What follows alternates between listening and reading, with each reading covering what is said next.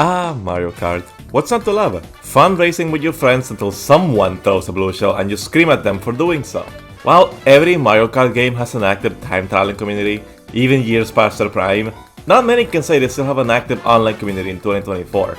Mario Kart Deluxe is the obvious exception, but being the best sold game on Nintendo's most recent console, and within the top 10 best selling games of all time, and being the newest Mario Kart game, that's what we expected.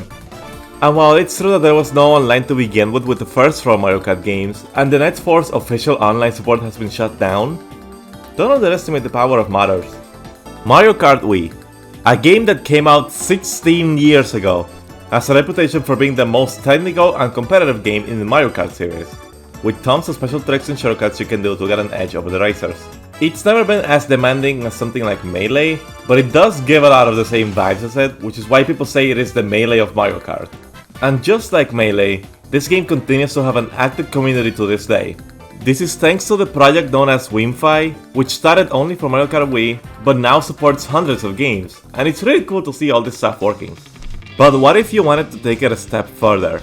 What if you wanted to do more than just play the vanilla game online? Well, that's what custom tracks are for. The vanilla game only has 32 tracks available, but there's been a lot of custom tracks made over the years for the game, ranging from actual race courses comparable to Nintendo tracks, to meme courses made specifically for the objective of a silly reference, to obstacle courses that are more interesting to look at than fun to race on. But what if you just want to race? Well, there's lots of custom track packs that exist just for that. Tracks to race online in, with the most well known of those being CTGP-R. In fact, it's so well known that even other Mario Kart games have CTGP versions with CTGP7, CTGP-U, and so on. Now, what is CTGP-R? It stands for Custom Track Grand Prix Revolution, and it is one of the only custom tracks to exist, being released in January 1st, 2014, by Mr. Bean 35,000 VR and Chatters. And this was the first pack to really take off in the modding scene, to my knowledge. At the moment, it features 216 custom tracks available at all times, so you'll never feel like you've seen a track far too many times. Asterisk. The actual game mechanics are the same. To this day, this pack still regularly gets updates, refining older tracks and newer versions, or even straight up replacing some tracks with others. True to its name, this pack was revolutionary back when it first came out. But in 2024, some of its issues have started to pop up. Just a quick disclaimer, I am a relatively new player to Mario Kart Wii. I played it as a kid and had seen some of the custom track shenanigans, but I didn't seriously start playing it until sometime in early 2023, and didn't play consistently until October 2023 when I started streaming it every Sunday with my friends LCV and Callum on our Twitch streams. So it's very likely I'm missing some historical context for some of these problems, but I did do some research on it to try to be as informed as possible. And getting new players is also important, so a more newcomer perspective might be fresh in the eyes of people who've been at this for a while. I hope you all understand. Subscribe if you enjoy, and let's talk about the problems with CTGP. Now, what issues are we talking about here? If you're a veteran, chances are you've never had a problem and have been playing just fine since the very beginning. But if you're another player, you're more likely to notice these 5 major issues. Problem number 1. A lot of tracks are just too long. This one's definitely more subjective since some people really do like the longer tracks, but some of these go on for way longer than they really should. I don't think it's a problem to have some longer tracks, like Desert or Honeybee Hideout, some of my personal favorites. But it feels like every other track is ridiculously long for no reason, like 3DS Rainbow Road being arbitrarily extended to 2 laps. I understand this one's more subjective, but even in the original Mario Kart Wii, the longest track was noticeably shorter than most of these examples. This is a pretty minor complaint compared to all the others, but I figured it was worth mentioning. Problem number 2. You can only do well if you know very specific tech. Stop me if you've seen this one before. You're playing worldwide with your friends, then all of a sudden someone picks Delfino Island. You end up getting a bottom spot because you don't know the incredibly specific way to take the shortcut route without falling off. I'm serious, this is so precise for no reason, but it saves so much time that you lose if you don't take it. Yeah, that's a big problem too. Less so on the modern tracks, but still something that you're bound to see every now and then, like in good tracks like Vanish Keep. There's nothing wrong with having tech. I think it's really cool. But having it be essentially required to even have a chance to win, while also having it be this specific? Remember, this is a pack with 216 tracks. Not everyone's going to have the time to learn all the strats for every single track. It's a lot easier to do for the vanilla 32 tracks, but this is a bit much. Problem number 3. Some of these tracks are a bit janky or outdated. There are tracks that have been on this pack since the very beginning, over 10 years ago, and haven't gotten any updates. Incendia Castle is, in my opinion, the biggest victim of this. A really cool concept held back by how boring it looks and how unpleasant it is to actually drive. An update with a modern coat of paint could really help a lot, and it's not the only track in this camp. Pipe Underworld and Molten Magma Melee fit this too. Problem number 4. Track variety seems inconsistent. We'll expand on this one later, but just know that there's essentially 3 types of track in this pack. The types being tracks based on other media and video games, to retro tracks from other Mario Kart games, to completely original tracks. Some retro tracks are updated to look like if Mario Kart 8 was the one remaking them, like Royal Raceway, and some others staying behind a little bit, like Lakeside Park. And some of the original designs are cool new areas like ruinated Peach's Castle, while others are a bit on the outdated side, like Big Nature City, feeding more into the outdated tracks problem. The variety itself may not seem like a problem now, but again, we'll expand on why it's an issue later on. First though, we need to talk about problem number 5. Community management leaves a lot to be desired. Now, I'm not the first to point out most of these issues. Years ago, this video by Manclaro came out, making a review of Mushroom Peaks, which we'll definitely talk about in a bit, but he was very harsh on the track, reasonably so, and Bean was not happy about this. Granted, the video title was different when he left that comment. It was called Mushroom Peaks Sucks, and this was the thumbnail. So I understand why Bean will be unhappy with it and where Mank messed up.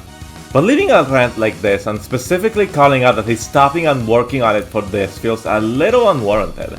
It appears he's doing his best to learn from this though, since a few years later, a video by Ket came out talking about the same problems I've been listing in this video, mostly on the community side. It's a pretty long video, but I highly recommend watching it after this one, link in the description. But there's a comment that Bean himself left in that's also pretty long, where he talks about how embarrassed he is of his past attitude and how difficult a lot of those changes would actually be. I'm trying to be understanding here of the stuff they all could be going through, especially due to some big changes in their lives. But the fact of the matter is that a lot of these problems are still plaguing CTGP so many years later. There's been countless community votes for track removals where tracks like Mushroom Peaks have been voted a lot, and yet it's still there, not even updated. So it feels like our votes are actually meaningless and we're not being listened to at times. They even removed the ability to vote for it at one point. Some of you all might be confused as to why Mushroom Peak specifically is a problem. Allow me to elaborate. It was the first ever custom track made for Mario Kart Wii, so it has a big legacy. But it encapsulates all the problems listed above perfectly. It is the longest track of the pack, with most races going well over 4 minutes, which is way too long for a standard Mario Kart track. It has a lot of unnatural 90-degree turns and janky corners, which make it very unpleasant to drive. There's many points where you just drive in a straight line with nothing happening, and visually it's very unappealing as well.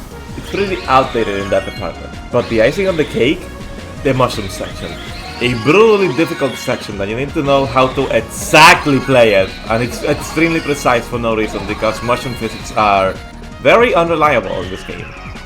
You have to know exactly how to take it, otherwise you're going to fall off and maybe get stuck in a respawn loop.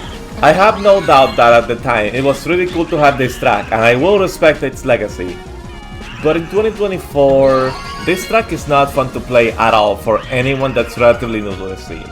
It baffles me how CTGP Classic is a thing that exists, and yet Mushroom Peaks is still relegated to being on the normal CTGP experience.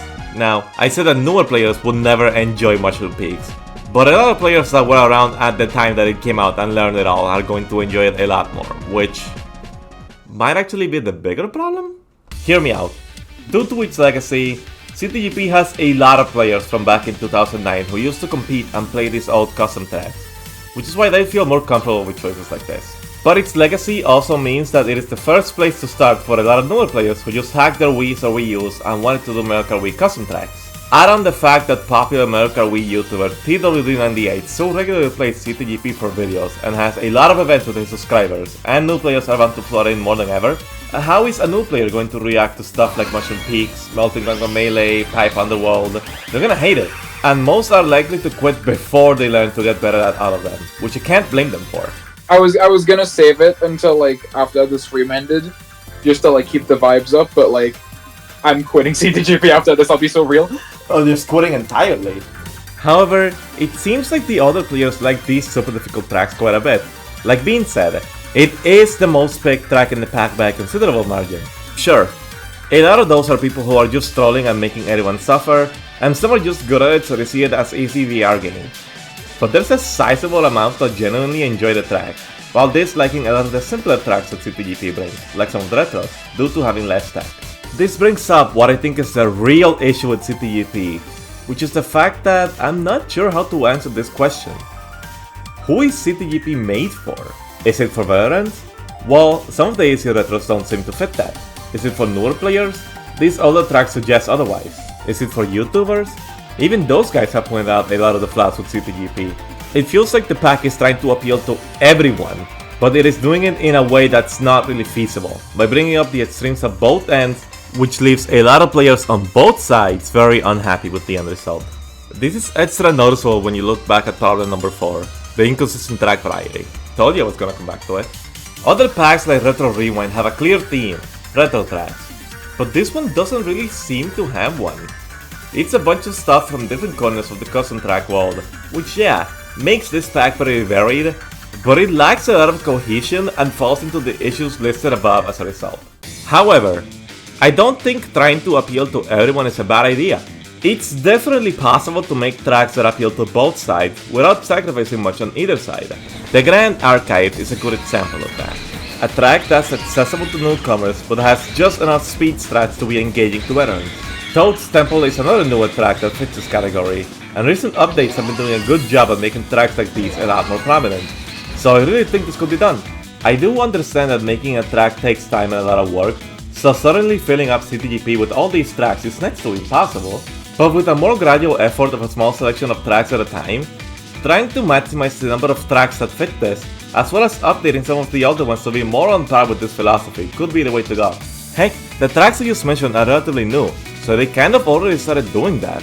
So yeah, in conclusion, I think that a lot of tracks of CTGP are outdated, but remaining selection due to a notable audience that still likes them the way they are, causing a bit of a divide in the community. And they try their best to appeal to both sides by including both the old tracks and easier tracks, but end up causing a lot of problems for each other along the way. And I think adding tracks that are simple to access but still have tech to optimize for experienced players while updating older ones to match this might be the way to go, even if it takes a while. Anyways, that's it for this video. I know I'm far from the first to talk about this problem, but getting the perspective of someone newer to the scene could go a long way to maybe open people's eyes a bit. Do you agree with the problems I listed? Do you think I missed something? Or do you think that CTGP is fine as is? Let me know in the comments. And I'm willing to have a civil discussion about it. Like the video if you enjoyed it, thank you all so much for watching, and take care.